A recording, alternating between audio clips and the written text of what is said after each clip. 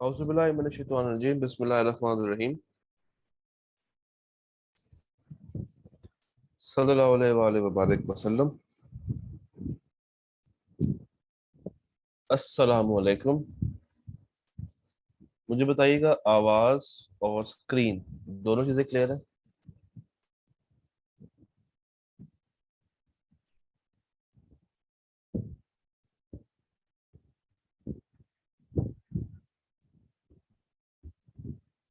दा। तो कल हम लोगों ने एक टाइमलाइन डिस्कस की थी, the timeline of subsequent events. थोड़ा सा पहले उसको रिवाइज करते हैं और फिर हम देखते हैं कि किताब हमसे क्या क्या बातें कर रही है।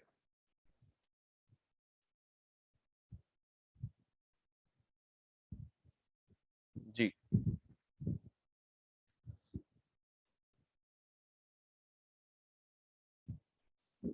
हम लोगों ने कल क्या देखा था? सबसे पहले हम लोगों ने कहा था कि तीन तरह की जनाब डेट्स होती हैं, चार तरह की। एक, डेट ऑफ फाइनेंशियल स्टेटमेंट, जब ऑडिटर जाता है कंपनी में काम करने की नीयत से, तो कंपनी वाले उसको ईयर एंड के ऊपर ड्राफ्ट फाइनेंशियल दे देते हैं। फिर वो 3, 3.5, 4 महीने वहां पे काम करता है और सब कुछ करने के बाद आखिरी एविडेंस के तौर पे वो मैनेजमेंट से कहता है कि सर अब आप मुझे अप्रूव्ड फाइनेंशियल्स दे दो।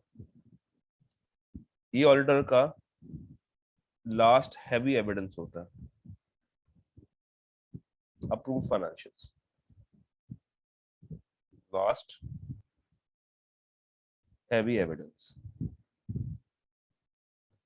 क्योंकि वंस वो फाइनेंशियल्स पर साइन कर दें और आपको रिटर्न रिप्रेजेंटेशन दे दें, तो कल को वो ये नहीं कह सकते कि आपने गलत काम किया या आपने कम काम किया,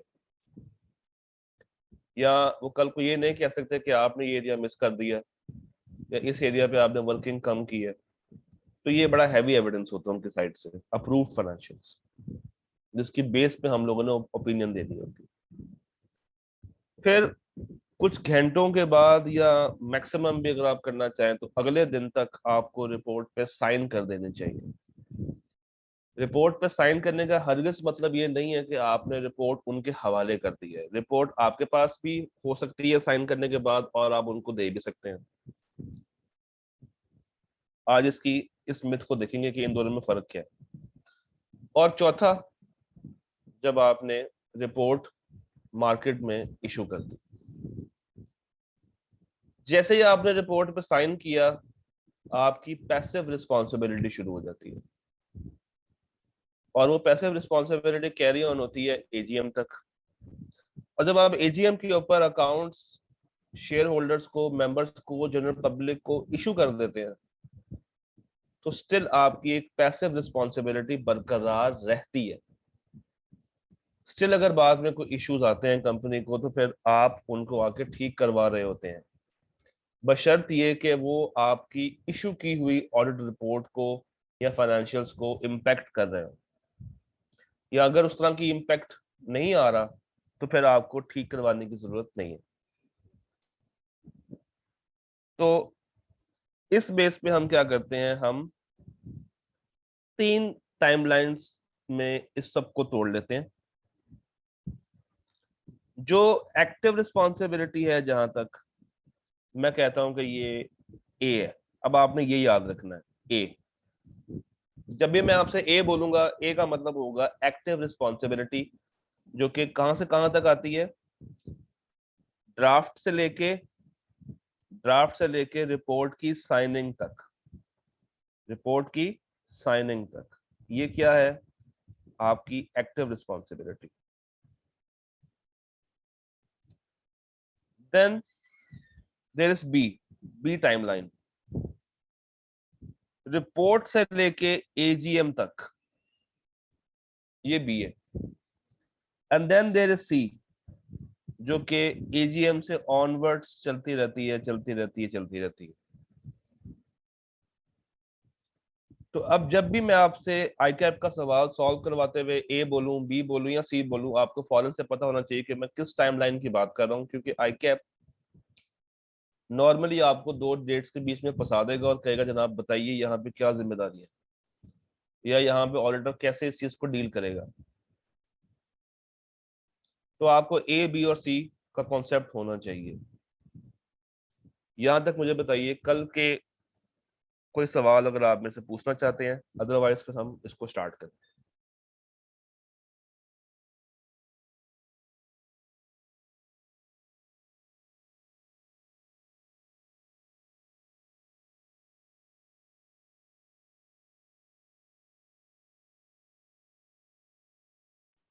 if you have any question please do ask.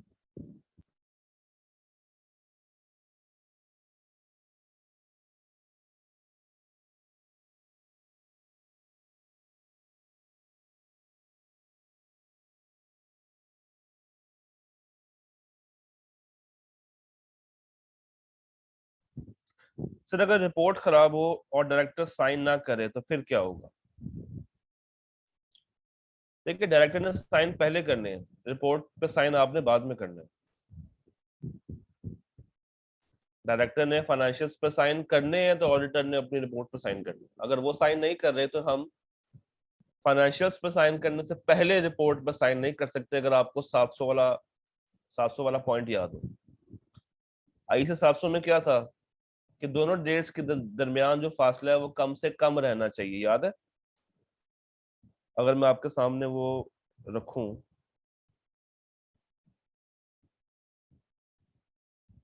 तो जो पॉइंट नंबर 11 था, गालिबन नहीं, पॉइंट नंबर डेट आखिरी वाला जो पॉइंट था, उसको जरा एक दफा पढ़िएगा। उसमें यही था कि दोनों डेट्स के दरमियान कम से कम गैप होना चाहिए। तो अगर वो साइन नहीं कर रहे हैं फाइनेंशियल्स के ऊपर, तो फिर हमें रिपोर्ट पे साइन करने की कोई जल्दी नहीं है। हमने तभी साइन करने हैं जब वो साइन कर देंगे, और जब वो साइन करेंगे तो उसके फौरन बाद हमें करने पड़ेंगे साइन, क्योंकि हमारी रिस्पॉन्सिबिलिटी वहां तक खत्म हो जाएगी। तो फैल गलत, ये बात क्लियर? ले जनाब, शुरू करते हैं।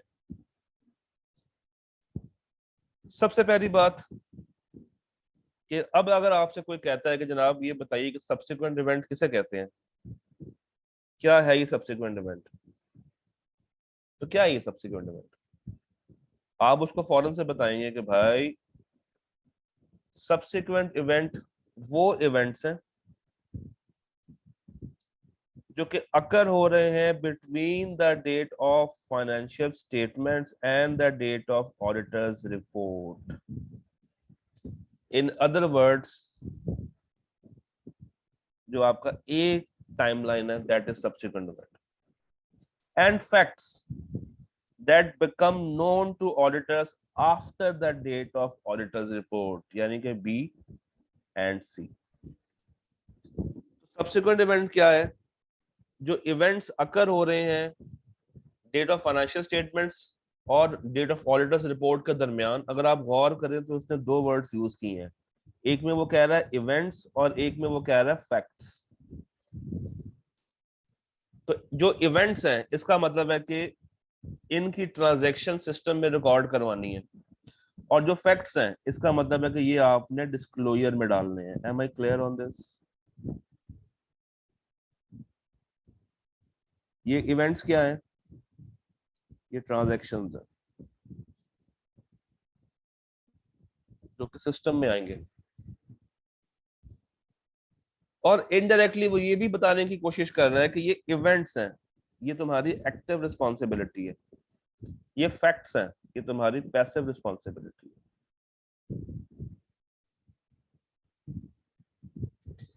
अब हमने क्या किया हुआ किताब में, हमने किताब में भी इसको तीन टाइमलाइंस में ब्रेक कर दिया। अगर आप गौर करें तो events occurring between the date of financial statements and the date of auditors report. मुझे बताइए ये ए बी सी कौन से वाला फेज है? ये ये ए फेज है, बी फेज है या सी फेज है? जल्दी से बता दें।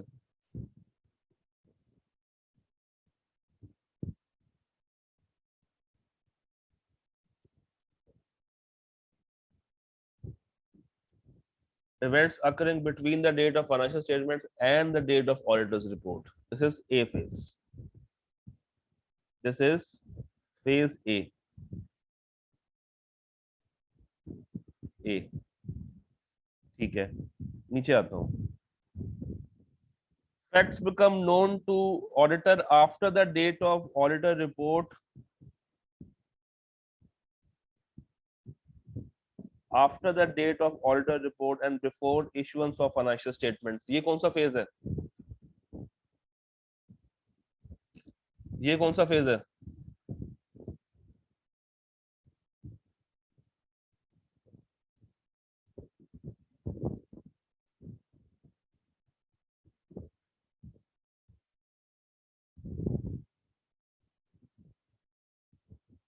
फाइनेंशियल स्टेटमेंट्स इशू करने से पहले पहले तक कौन सा फेज होता है?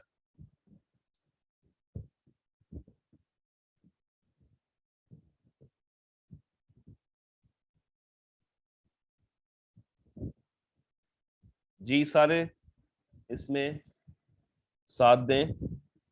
मोए, समार, कामरान, लाइबा, मोइन, नाजिश. ये कौन सा फेज है बच्चा? बी. चलो ये बताइए ये कौन सा फेज है? Facts become known to auditor after financials have been issued.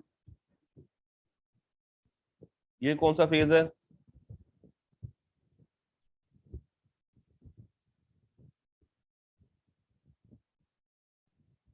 ये मेरा फेज सी. तो अब आपने ख्याल रखना है आई कैप के सवाल के अंदर जब भी आपको 560 का सवाल आता है तो आपने सबसे पहले ये डिटरमिन करना है कि आप कौन से वाले फेज के अंदर है. आप ए फेज में हैं तो ए फेज की बातें करनी है. आप बी फेज में हैं तो बी फेज की बातें होंगी. और अगर आप सी फेज में हैं तो फिर आपने सी फेज की बातें करनी है. क्या पहली बात समझ आ गई?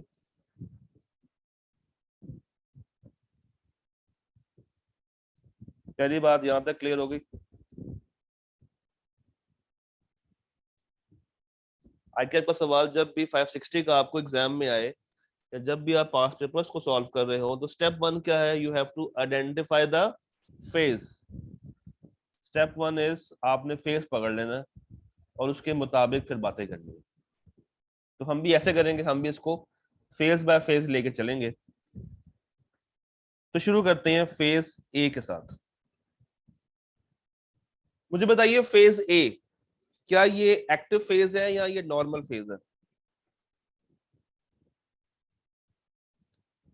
फेज ए मेरा एक्टिव है या पैसिव है? क्या फेज ए में मुझे वो सारे काम करने हैं जिसके लिए मुझे अपॉइंट किया गया?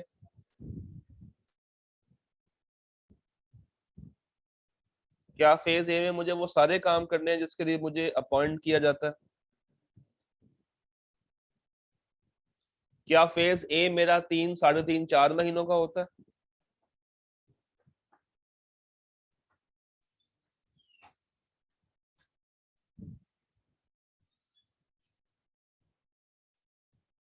ठीक है.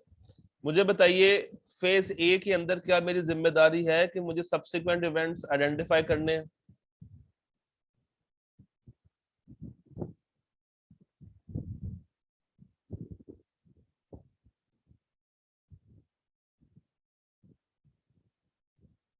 ठीक. क्या हम सब्सिक्वेंट इवेंट का स्टैंडर्ड पढ़ रहे हैं?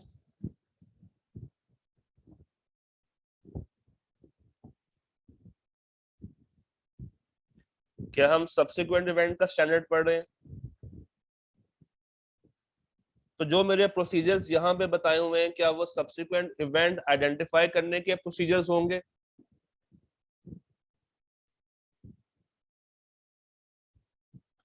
जो प्रोसीजर्स यहाँ पे किताब बता रही है क्या वो सब्सिक्वेंट इवेंट आइडेंटिफाई करने के प्रोसीजर्स होंगे?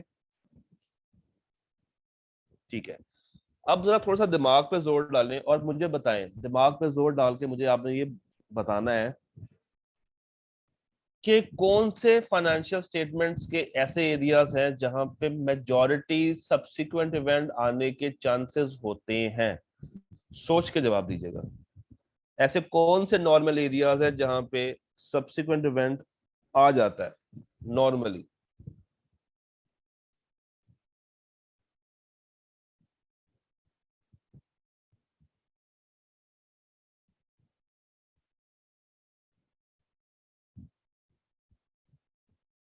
कि आप नॉर्मली कहते हैं कि भाई इस एरिया में चांसेस है कि सब्सिक्वेंट इवेंट आएगा।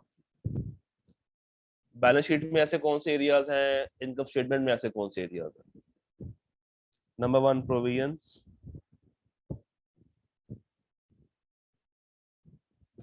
Debtors, inventory, non current asset. अच्छा, और डेटर्स, क्रेडिटर्स। ठीक है।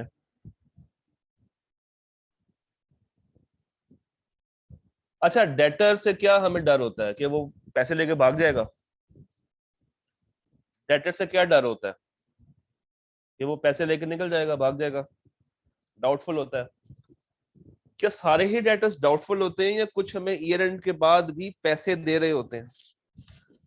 क्या मैं ये कह सकता हूँ कि सारे डाउटफुल है, सारे बैड हो जाते हैं, या कुछ ईयर एंड के बाद पैसे भी लेकर आते हैं।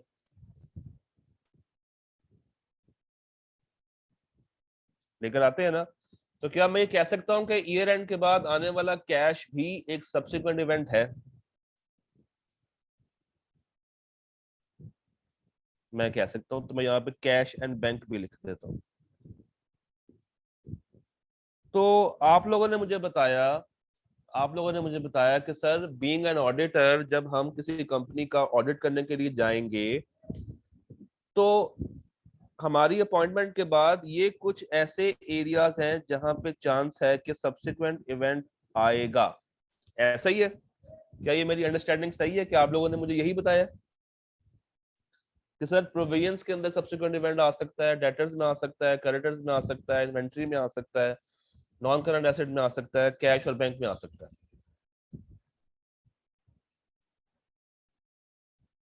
एक्सपेंसेस, अच्छा जी। और कुछ इतना बताइए कि क्या ये अंडरस्टैंडिंग जो डेवलप हो रही है, क्या सारे उसी पेज पे हैं कि ये वो एरियाज हैं जहां पे नॉर्मली सब्सिक्वेंट इवेंट आने के चांसेस होते हैं। ऐसा ही है? क्या इस बात तक सारे क्लियर हो गए?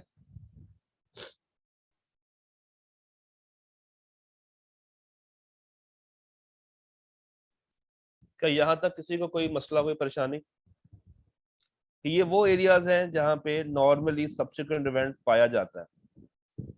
या इन अदर वर्ड्स मैं ये कह सकता हूं कि ये वो एरियाज है जहां पे ऑडिटर को ज्यादा एक्टिव रहना पड़ेगा, ढूंढना पड़ेगा कि भाई यहाँ पे सब्सिक्वेंट इवेंट हो सकता है। तो इसका मतलब है कि ये वो एरियाज है जहां पे मुझे अपने नाक, आंख, कान खोलने पड़ेंगे।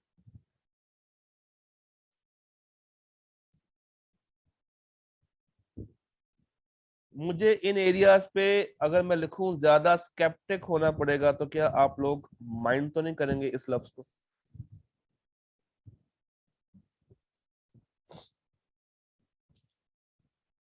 अगर मैं आपको ये बताऊं कि मुझे इन एरियाज के ऊपर मैनेजमेंट से बार बार पूछना पड़ेगा, तो क्या मेरी एक्टिव रिस्पॉन्सिबिलिटी काउंट होगी या नहीं होगी?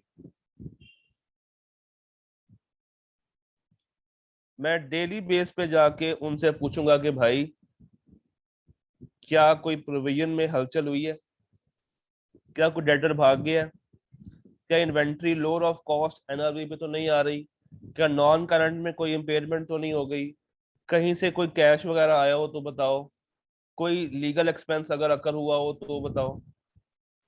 इस चीज से बालातर होके कि वो एडजस्टिंग इवेंट है या वो नॉन एडजस्टिंग इवेंट है, मुझे मैनेजमेंट से सब्सिक्वेंट इवेंट के बारे में पूछते रहना है इस फेज के अंदर, जब तक मैं अपनी रिपोर्ट के ऊपर साइन नहीं कर देता। मुझे ये नहीं देखना कि ये एडजस्टिंग इवेंट है या ये नॉन एडजस्टिंग इवेंट है। दोनों इवेंट्स असल में सब्सिक्वेंट तो है, अकर तो बाद में हो रहे हैं, अकर तो बाद में हो रहे हैं। तो मुझे मैनेजमेंट से रोज जाके पूछना है, उनका दरवाजा रोज नॉक करना है और उनसे कहना है कि यार बताओ कोई इवेंट अकर हुआ हो, कोई ट्रांजैक्शन ऐसी हुई है, कोई प्रोविजन क्रिएट हुई है, कोई डेट बैड डेट हो गया है, कोई डेटर पैसे लेकर आ गया है, कुछ कुछ नया हुआ तो मुझे डेली बेस पे बताओ। तो हर दिन जाके मेरा पहला काम क्या होगा, मैं मैनेजमेंट का दरवाजा नॉक करूंगा और उनसे पूछूंगा। कब तक? जब तक मैं अपनी रिपोर्ट पे साइन नहीं कर देता। और जैसे ही मैंने रिपोर्ट पे साइन कर दी, तब मैं अपने ऑफिस से बाहर ही नहीं निकलता। तब मैं एसी वाले कमरे में अखबार पढ़ रहा होता हूँ। यहां तक बात समझ आई?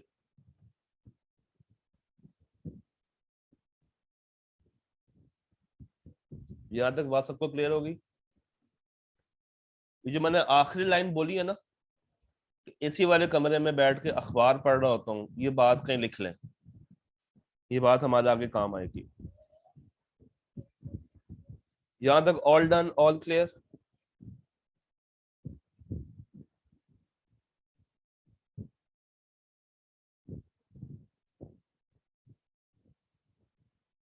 अच्छा जी, मुझे ये बताइए, being an auditor, being an accountant,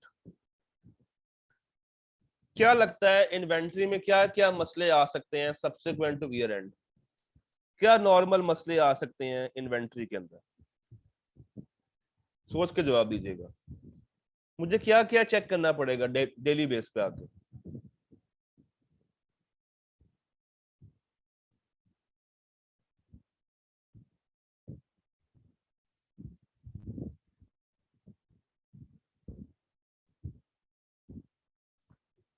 inventory में किसी तरह का कोई डैमेज तो नहीं हो गया?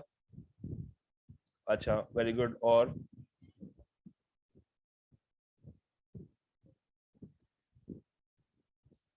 क्या कोई इन्वेंट्री चोरी तो नहीं हो गई? Very good, very good. और क्या कोई सेल रिटर्न तो नहीं हो गई? ठीक है। और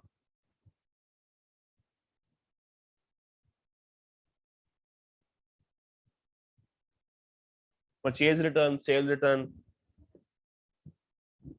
सेल प्राइस डिक्लाइन तो नहीं हो गई? इन अदर वर्ड्स आप मुझे ये कहना चाह रहे हैं कि इन्वेंट्री आपकी लोअर ऑफ कॉस्ट पे है या एनआरवी पे है? क्या सही है? अगर इन्वेंट्री रिटर्न हो गई है, वापस आ गई है मेरे पास, तो अब वो उस हालत में नहीं है जिस हालत में शुरू में थी। अब टेक्निकली मुझे उसको एनआरवी पे लेके जाना पड़ेगा। मैं उसकी ओरिजिनल कॉस्ट पे उसको दोबारा से सेल नहीं कर सकता, क्योंकि एक पार्टी उसको पहले लेकर गई है, उसने कुछ टाइम अपने पास रखा है, उसकी वैल्यू कम हो गई है, अब वो वापस मुझे दे गई है, तो टेक्निकली अब वो कॉस्ट पे नहीं आएगी, वो एनआरवी पे आएगी। मार्केट में उसकी सेल प्राइस डिक्लाइन हो गई है, मार्केट में उसकी वैल्यू कम हो गई है, एनआरवी। हो सकता है कोई कंपेटिटर का नया प्रोडक्ट मार्केट में आ जाए। देखिए, मैं कंपनी में ऑडिट कर रहा हूं और मुझे पता चलता है कि इनके पास जो इन्वेंट्री है उसकी वैल्यू मार्केट में है $10, लेट्स सपोज। कुछ टाइम के बाद एक हैवी कंपेटिटर आ जाता है मार्केट में और वो सेम प्रोडक्ट $7 में बेचना शुरू कर देता है। तो मुझे बताइए, जो मेरी कंपनी के पास स्टॉक में इन्वेंट्री पड़ी है, क्या वो अब मार्केट में इतनी ज्यादा सेलेबल होगी या नहीं होगी?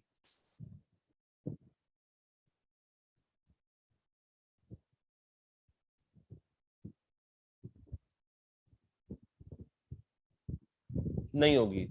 तो क्या मैं ये कह सकता हूं कि मेरी एग्जिस्टिंग इन्वेंट्री अब मुझे लोअर ऑफ कॉस्ट और एनआरवी पे लेके जानी पड़ेगी?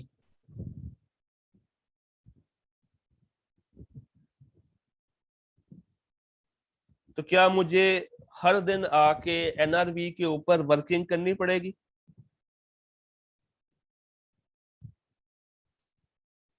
इन्वेंट्री के केस में क्या मुझे हर दिन आके एनआरवी के ऊपर काम करना पड़ेगा?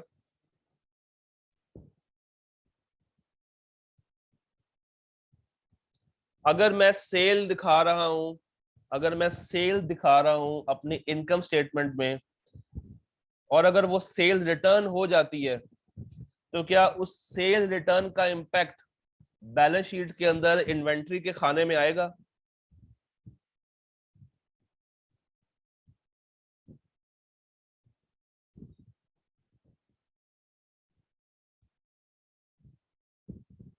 अगर मैं सेल दिखा रहा हूं इनकम स्टेटमेंट में और अगर कुछ चीज रिटर्न हो जाती है, तो उस सेल रिटर्न का जो इम्पैक्ट होगा, क्या बैलेंस शीट के अंदर वो इन्वेंट्री के खाने को डिस्टर्ब करेगा या नहीं करेगा? जवाब दें।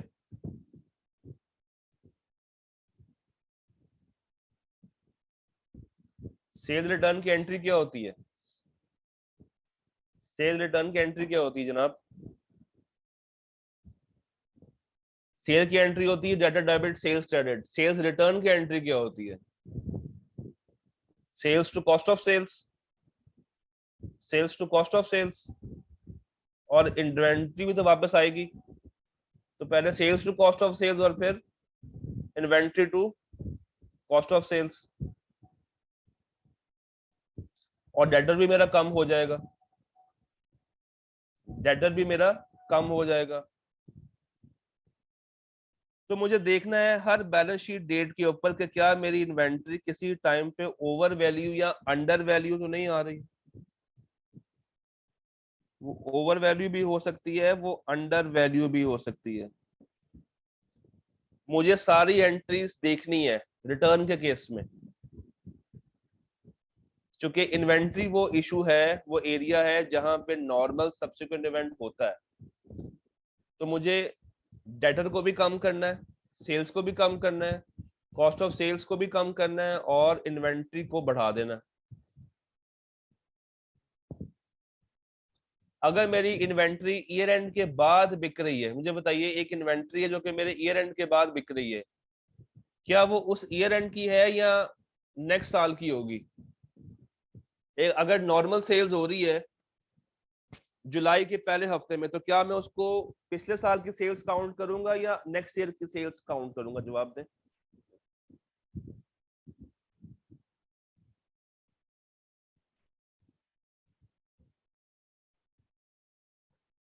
ठीक है, इसका इसका मतलब ये है कि अब एग्जिस्टिंग डेट पे 30/6 पे जो इन्वेंट्री मैं दिखा रहा हूं, अब वो उतनी नहीं है। फॉर एग्जाम्पल 30/6 पे मैंने ये बताया था कि मेरे पास एक प्रोडक्ट है एक्स, जो कि स्टॉक में जिसके 50 यूनिट पड़े हुए हैं। ठीक है, 2/7 को इसी एक्स के 5 यूनिट सेल हो जाते हैं। ये जो सेल हुई है 2 तारीख को, ये तो सेल होगी नेक्स्ट ईयर की, ये नेक्स्ट ईयर की सेल्स में आएगी। मगर क्या 30/6 वाले दिन अब ये 50 यूनिट कम नहीं हो गए?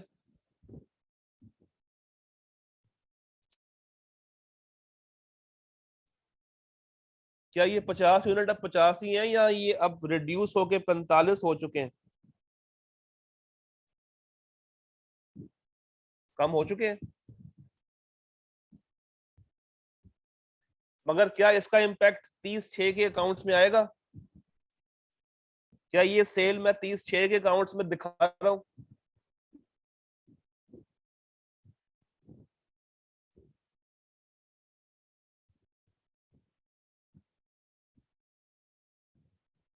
क्या ये इम्पैक्ट मैं 30/6 के अकाउंट्स में दिखा रहा हूं या नहीं दिखा रहा?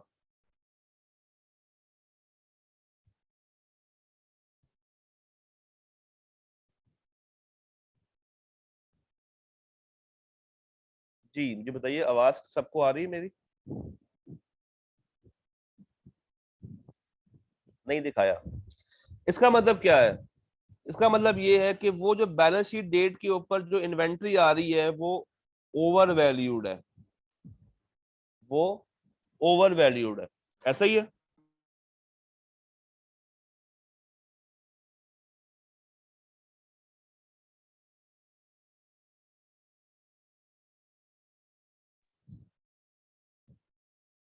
अच्छा, जो रिसीवेबल्स हैं, जो रिसीवेबल्स हैं, अगर तो उनकी तरफ से पैसा आ जाता है, कैश कलेक्ट हो जाता है, तो क्या ये सब्सिक्वेंट इवेंट काउंट होगा या नहीं होगा?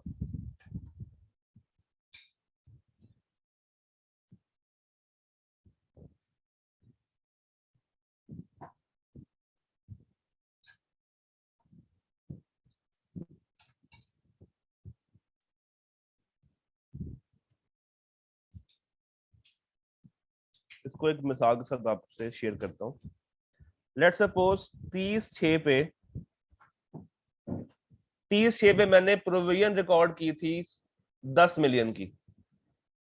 30/6 पे प्रोविजन आ रही है 10 मिलियन की।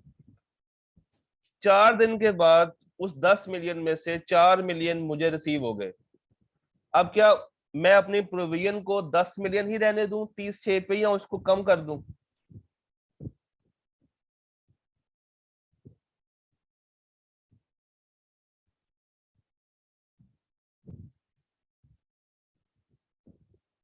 कम कर दूं? जो कैश मुझे आ रहा है, क्या वो पिछले साल में काउंट होगा या करंट ईयर में काउंट होगा?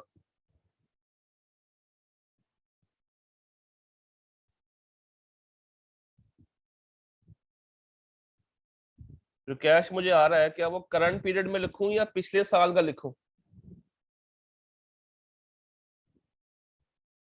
क्या ये एडजस्टिंग इवेंट है या ये नॉन एडजस्टिंग इवेंट है? एडजस्टिंग है, प्रोविजन बनी हुई थी, तो ये पिछले साल में जाएगा, ये पिछले साल में जाएगा, बिकॉज ये एक एडजस्टिंग इवेंट है। तो अब ये लाइन पढ़ लें। ऑडिट ऑफ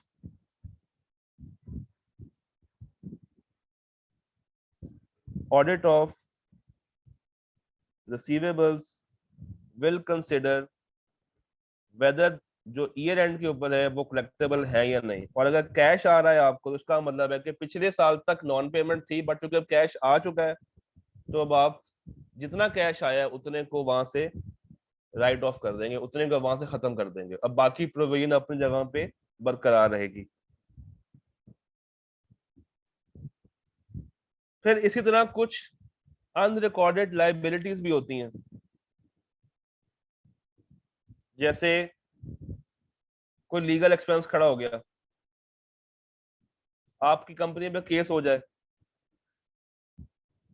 अभी ये साबित नहीं हुआ कि आप पे करेंगे या नहीं करेंगे, बट स्टिल एक लायबिलिटी तो आपके सर पे हमेशा रहेगी, एक तलवार आपके सर पे हमेशा लटकती रहेगी कि भाई मसला कभी भी आ सकता है।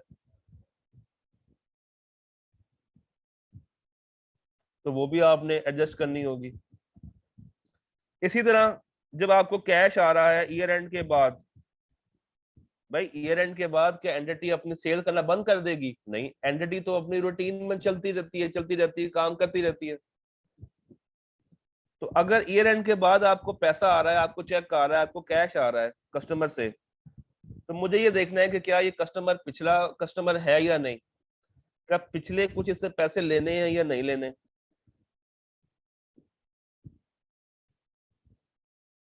और उसके मुताबिक उसको ट्रीट करना है। अच्छा, कस्टमर ने एक चेक दिया था मुझे पिछले साल, यानी कि 30/6 पे, 30/6 तक मुझे मेरे पास एक चेक था, और सब्सिक्वेंट टू 30/6 मैं बैंक में जाऊं उसको कैश करवाने के लिए, मगर वो डिसऑनर्ड हो जाए, तो क्या ये बैड डेट इस साल का या पिछले साल का है?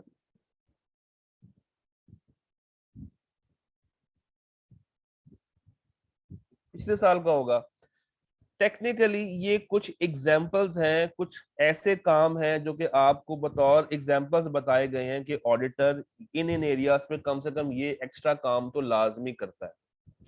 इन्वेंट्री के केस में वो एनआरबी की वर्किंग देख रहा होता है, रिसीवेबल्स के केस में वो कैश की बातें कर रहा होता है कि कैश आया, या कोई चेक डिसऑनर हो गया, या कोई अनरिकॉर्डेड लाइबिलिटी हो गई, या इम्पेयरमेंट चार्ज हो गई। तो ये कुछ नॉर्मल काम है जो कि ऑडिटर ने करने होते हैं subsequent to year end, whether और नॉट कि वो एडजस्टिंग है या वो नॉन एडजस्टिंग है, उसने ये काम करने हैं। तो auditor shall perform additional audit procedures. सबसे पहले वो आइडेंटिफाई करेगा कि क्या ये सब्सिक्वेंट इवेंट है या नहीं, और वो कौन कौन से काम करेगा। और सबसे पहले मैनेजमेंट के पास जाके उनसे अंडरस्टैंडिंग डेवलप करेगा, उनसे पूछेगा कि भाई कोई नया प्रोसीजर, कोई नई बात, कोई नई कहानी, कोई नया वाक्य है मेरे लिए तो डिस्कस करो। मैनेजमेंट से इंक्वायर करता रहेगा, 2 साल में गवर्नर से पूछता रहेगा कि क्या कोई नया सब्सिक्वेंट इवेंट मार्केट में आया तुम्हारा। अगर उसने मजीद फाइंड आउट करना है तो वो मिनट्स पढ़ लेगा मीटिंग्स के, ओनर्स की मीटिंग, मैनेजमेंट की मीटिंग, 2 साल में गवर्नर्स की मीटिंग को खोल के पढ़ लेगा। एंटिटी के उठा के लेटेस्ट इंटरिम फाइनेंशियल्स देख लेगा। पता है ना आपको, एंटिटी क्वार्टर अकाउंट्स भी बनाती है। इस चीज का आइडिया है कि एंटिटी के क्वार्टर अकाउंट्स बनते हैं। मुझे बताइए 30/6 के बाद अगला क्वार्टर कब आएगा? 30/6 के बाद अगला क्वार्टर कब आता है?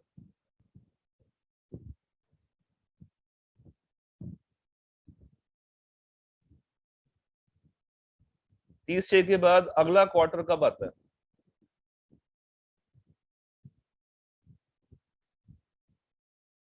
सितंबर एंड पे आता है।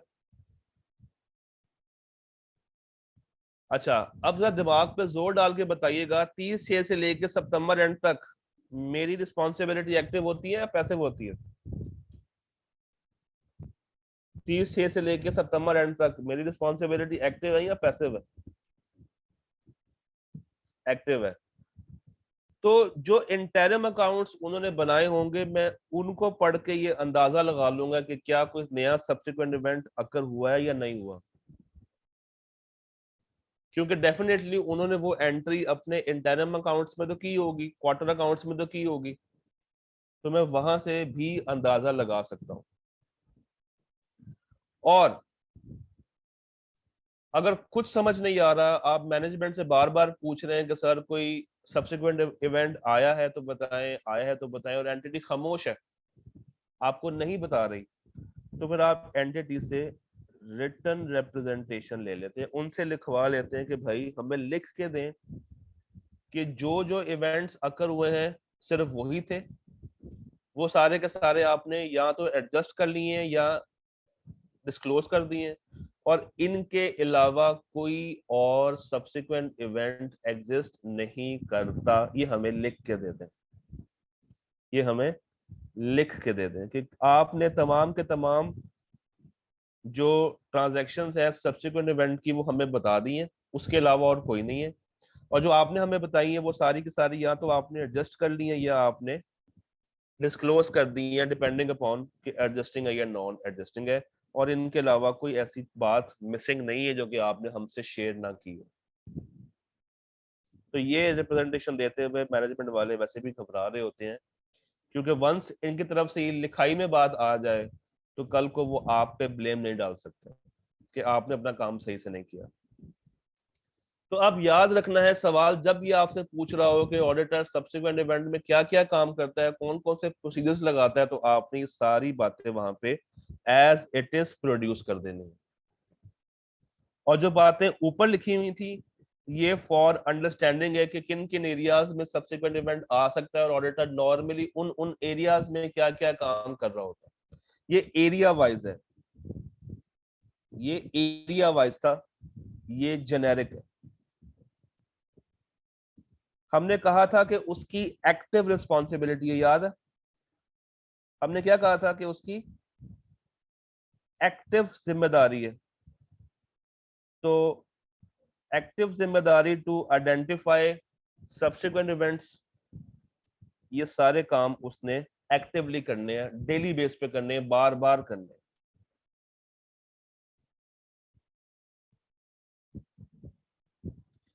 अच्छा, in addition to the above procedures, मजीद कुछ काम आप एंटिटी के जो लेटेस्ट अवेलेबल बजट्स हैं वो देख लें, कैश फ्लो फोरकास्ट देख लें, लीगल काउंसलर से बात करके पूछ लें अगर कोई लिटिगेशन या क्लेम का मसला चल रहा है तो, और अगेन उनसे लिखवा लें कि भाई आपने हमें तमाम सपोर्टिव डॉक्यूमेंट्स प्रोवाइड कर दिए हैं, इसके अलावा आपके पास भी देने के लिए कुछ नहीं है। तो अब अगर आईकेब आपसे सवाल कर रहा है कि बताइए एक्टिव रिस्पॉन्सिबिलिटी के अंदर ऑडिटर कौन कौन से काम करता है, कौन कौन से प्रोसीजर्स लगाता है, तो बराए करम आंख बंद करके आपने ये सारी कहानी एज इट इज लिख देनी है। उस वक्त ये नहीं सोचना कि प्रोसीजर्स कौन कौन से होते हैं, उस वक्त आपको आना चाहिए कि ऑडिटर सब्सिक्वेंट इवेंट में क्या क्या काम करता है।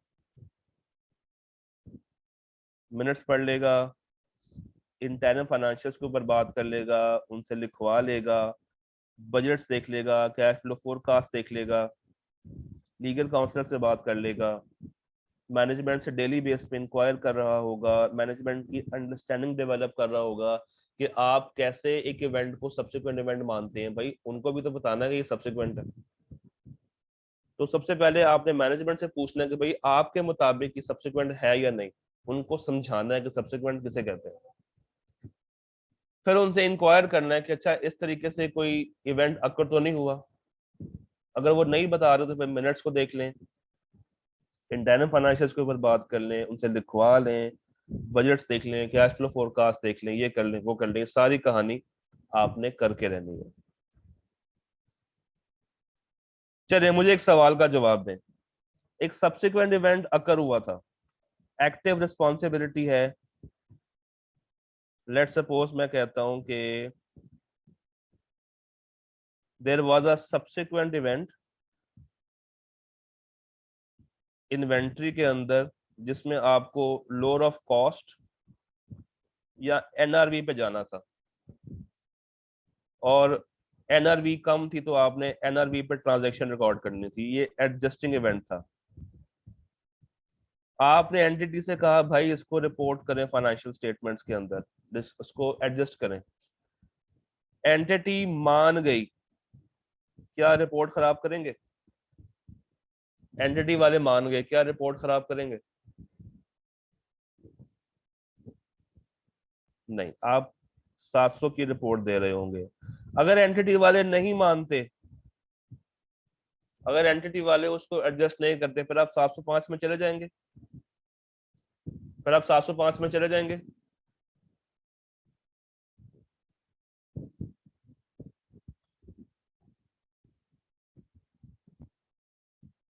अच्छा, लेट सपोज मैं कहता हूं वो एक नॉन एडजस्टिंग इवेंट था जिसका डिस्क्लोजर आना था, और वो डिस्क्लोजर एंटिटी ने नहीं दिया, नो डिस्क्लोजर, उन्होंने नहीं दिया, क्या करूं? क्या मुझे कोई मजीद प्रोसीजर्स लगाने पड़ेंगे इस केस में? क्या आपको डिस्क्लोजर के मजीद प्रोसीजर्स याद है, वो कौन से थे? अगर आप मुझे वो कलर बता दें जो कलर मैंने आप, यस, वो पर्पल बॉक्स, वो पर्पल बॉक्स, एग्जैक्टली। तो बस यही चीज मैं आपकी रिकॉल करवाना चाह रहा था कि अगर इस तरह का सवाल आ जाए तो फिर आपने 705 में वो रेलिवेंट प्रोसीजर्स उठा के लिख देना। Am I clear? तो हमने फेज ए को खत्म किया, हमने फेज ए को खत्म किया। फेज सी पहले कर लेते हैं, कल फेज बी कर लेंगे। फेज सी क्या है? फेज सी के अंदर अकाउंट्स एंटिटी से बाहर जा चुके हैं, या मैं अगर ये कह दूं आपको कि तीर कमान से निकल चुका है, तो आप माइंड तो नहीं करेंगे? तीर हमने कमान से निकाल दिए, अकाउंट्स रिपोर्ट्स एंटिटी से बाहर निकल चुकी हैं, जनता के पास पहुंच चुकी हैं। मैं बतौर ऑडिटर एक ठंडे कमरे में बैठ के अखबार पढ़ रहा हूं, क्या कोई जिम्मेदारी मेरी बनती है या नहीं बनती?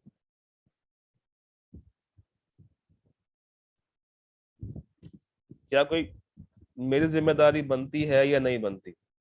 मैं एक ठंडे कमरे में बैठ के अगर अखबार पढ़ रहा हूँ और अकाउंट्स इशू हो चुके हैं, मैं चिल बैठा हुआ हूँ, तो क्या कोई मेरी जिम्मेदारी है? क्या ये मेरी एक्टिव फेज है या पैसिव फेज है?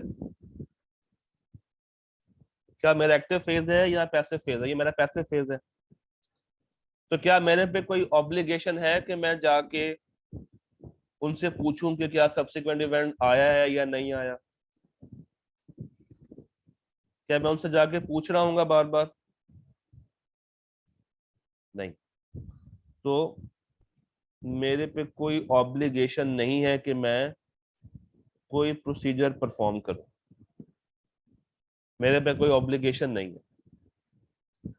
मगर मैं क्या कर रहा हूं, एक एसी वाले कमरे में बैठ के अखबार पढ़ रहा हूं। अखबार पढ़ते पढ़ते अचानक से मेरी नजर एक हेडलाइन पड़ी जिसमें कंपनी के बारे में कुछ लिखा हुआ था। जिसमें कंपनी के बारे में कुछ लिखा हुआ था। लेट्स सपोज लिखा हुआ था कि कंपनी के ऊपर जो केस चल रहा था, कंपनी वो केस हार गई। और कंपनी वो केस हार गई और कंपनी को अच्छे खासे एक्सपेंसेस पे करने पड़ेंगे उस लिटिगेशन के। कंपनी पे उसके एम्प्लॉयज ने केस किया हुआ था। उस टाइम पे कंपनी से पूछा, कंपनी ने कहा सर छोटा सा केस है, कोई मटेरियल इफेक्ट नहीं रखता, जाने दें। हमने भी उनकी बात मान ली, हमने उसी के मुताबिक रिपोर्ट बना ली, फाइनेंशियल बना लिए। मगर जिस बारे में वो इतना श्योर थे, अब वो केस हार चुके हैं। मेरे यहाँ पे कान खड़े हो गए, कान लाल हो गए, रेड ईयर्स।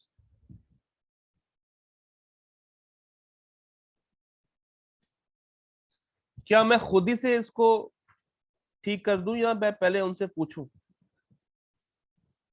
क्या मैं खुद से ठीक कर सकता हूं जबकि फाइनेंशियल्स भी मेरे पास नहीं है, रिपोर्ट भी मेरे पास नहीं है? तो अगर मैं सी फेज में खड़ा हुआ हूं तो ऑडिटर क्या करेगा? सबसे पहले जाके डिस्कस करेगा मैनेजमेंट के साथ। और जब मैं मैनेजमेंट कह रहा हूं, उसका मतलब है कि बड़े। ये डिटरमिन करूंगा पहले मैं खुद के क्या फाइनेंशियल स्टेटमेंट्स जो कि मार्केट में जा चुकी हैं, क्या उनमें अमेंडमेंट की जरूरत है या नहीं? क्या जो मार्केट में इशू हुई है फाइनेंशियल स्टेटमेंट्स, उनमें अमेंडमेंट होनी चाहिए या नहीं होनी चाहिए? ये पहले मैं खुद डिटरमिन करूंगा। अगर मेरी जजमेंट कहती है कि नहीं होनी चाहिए तो फिर बात ही खत्म हो गई, फिर मुझे अगला स्टेप करने की जरूरत ही नहीं। और अगर मेरी जजमेंट कह रही है कि हाँ अमेंडमेंट होनी चाहिए, तो फिर मैं मैनेजमेंट के पास जाके उनसे पूछूंगा कि भाई ये मसला आ गया, बताएं आप उसको कैसे ठीक करेंगे अपनी फाइनेंशियल स्टेटमेंट के अंदर। क्योंकि फाइनेंशियल स्टेटमेंट बनाना किसकी जिम्मेदारी है?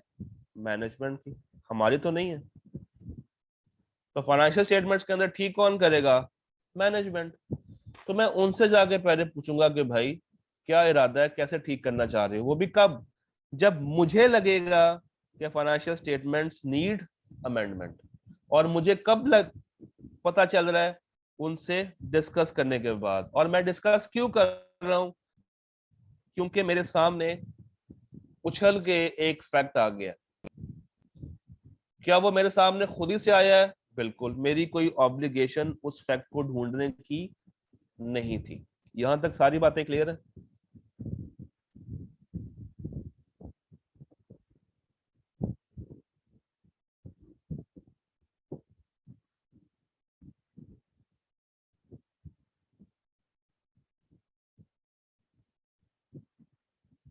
जी, यहां तक ऑल डन।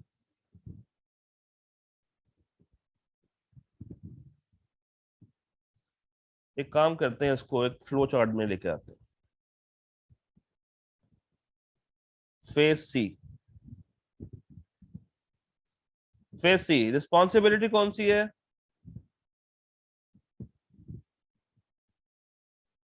पैसिव। ठीक है। पैसिव का मतलब क्या है? No obligation. No obligation. क्या वो चीज मेरे सामने खुद ही आएगी? बिल्कुल। वो इवेंट मेरे सामने खुद ही से उछल के आएगा। अच्छा, अब सबसे पहले मैं क्या करूंगा, वो मैटर उठाऊंगा और मैनेजमेंट के साथ जाके उस मैटर को डिस्कस करूंगा कि भाई आप लोग मुझे बताइए, ये मैटर अब मेरे सामने आया है तो उसको कैसे लेके चलें।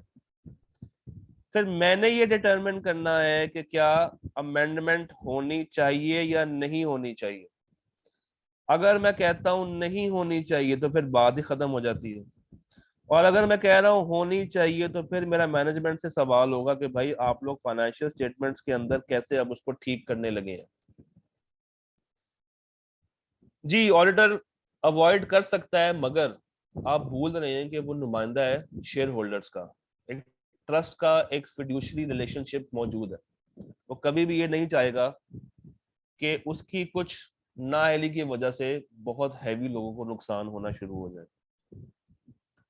अच्छा, अगर कोई नया इवेंट आया है तो क्या मुझे मजीद प्रोसीजर्स लगाने पड़ेंगे, या मैं पहले लगाए हुए प्रोसीजर से काम चला सकता हूँ? सोच के जवाब देना है।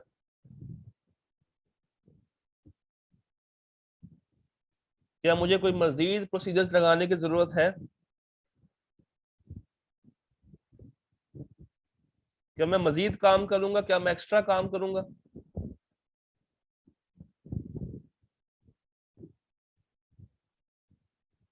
जी,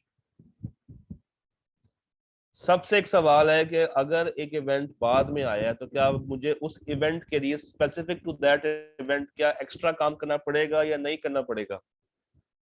आई have to carry out audit procedures जो कि उस अमेंडमेंट के लिए हैं। फिर हमने मैनेजमेंट से पूछा था कि क्या आप लोग इसको अमेंड करने वाले हैं? उन्होंने कहा हाँ करने वाले हैं। तो क्या मैं उनकी बात पे एग्री कर लूं या उनके किए हुए काम को चेक भी करूं? क्या उनके किए हुए काम को मुझे चेक करना चाहिए?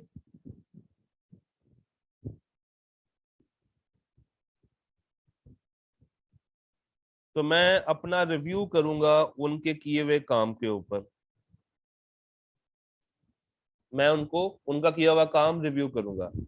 अच्छा, क्या रिपोर्ट हमारे पास है या जनता के पास जा चुकी है?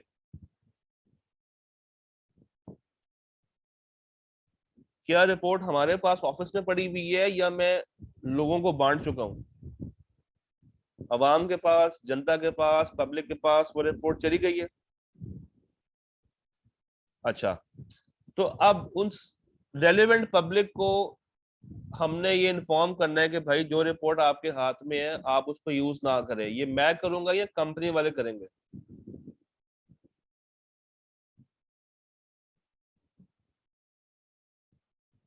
कंपनी वाले करेंगे। तो मैं क्या करूंगा, मैं रिव्यू करूंगा कि जो स्टेप्स मैनेजमेंट ले रही है आवाम को बताने के लिए, क्या वो स्टेप्स सही हैं, मुनासिब हैं, एडिक्वेट हैं या नहीं। मैं रिव्यू करूंगा कि जो स्टेप्स मैनेजमेंट ले रही है जनता को बताने के लिए कि भाई अब ये फाइनेंशियल्स को यूज ना करें, क्या वो एडुकेट स्टेप्स हैं या नहीं। मैं इस चीज को देख रहा हूँ। मेरा काम क्या है, क्या अब मुझे नई रिपोर्ट देनी पड़ेगी? क्या मुझे अब एक नई रिपोर्ट इशू करनी पड़ेगी?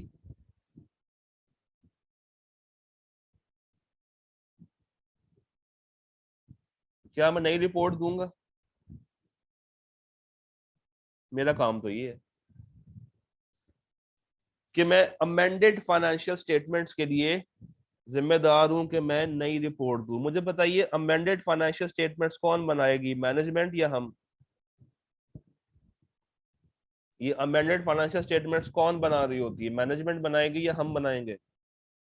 मैनेजमेंट बनाएगी। अच्छा, एक बात बताएं, एक जरूरी अहम इशू आया था, हमने कंपनी वालों को बताया, डिस्कस किया, वो भी तैयार हो गए, हम भी तैयार हो गए, हमने रिपोर्ट भी वापस मंगवा ली, सब कुछ किया, नया काम किया, मजीद प्रोसीजर्स लगाए, फाइनेंशियल्स को अमेंड किया। तो ये सारी कहानी मुझे बताने की जरूरत है लोगों को?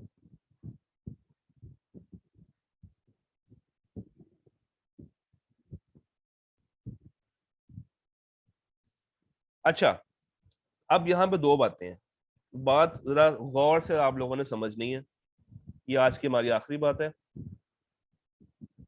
इसको अंडरस्टैंड कीजिएगा। बच्चे अक्सर इस पॉइंट पे कंफ्यूज होते हैं। एक इशू था फाइनेंशियल स्टेटमेंट्स के अंदर जो कि मैनेजमेंट ने उसको अमेंड कर दिया। अब मुझे पता है कि ये चीज आवाम को बतानी जरूरी है, तो मुझे बताइए कौन सा पैरा आएगा, एम्फोसिस या other matter?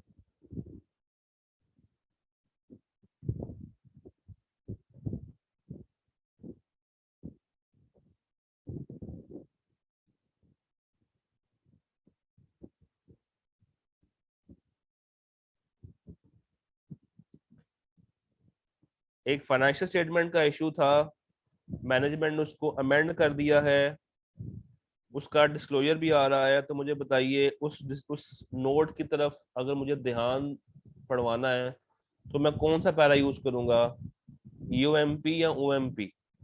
UMP.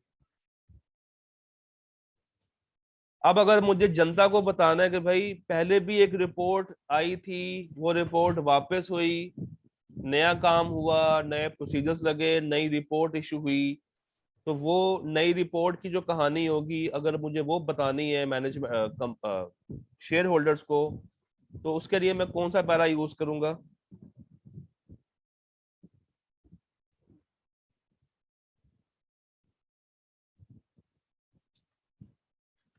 New report, new procedures, अगर मुझे लोगों को बताने हैं तो ओएमपी। और याद रखिएगा एक से ज्यादा यूएमपी ओएमपी आ सकते हैं।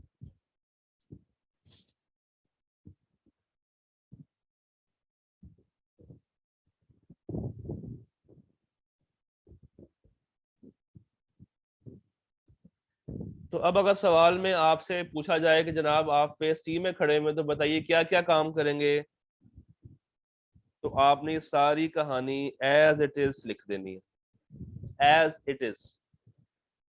560 में अगर आपने पूरे मार्क्स ले लेने हैं ना, तो कोशिश करेंगे अंडरस्टैंडिंग डेवलप करने के बाद रट्टा लगाना, बहुत फायदे में रहेंगे। क्योंकि आई कैब एक ही पैटर्न पे बार बार सवाल घुमा रहा होता है।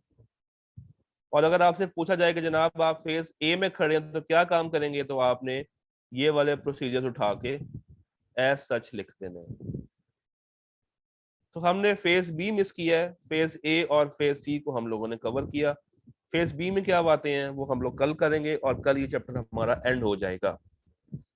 कल हमारा चैप्टर एंड होगा, और उसके जो पास्ट पेपर्स हैं उसकी प्रैक्टिस वीडियो मैं आपको कल प्रोवाइड कर रहा हूँ। Is that clear? जी, अगर आपने आई कैप को बताना है, इदारों को बताना है, फिर भी आप ओएमपी का इस्तेमाल ही कर रहे हो। डन हो गया? ले जनाब, अल्लाह हाफिज।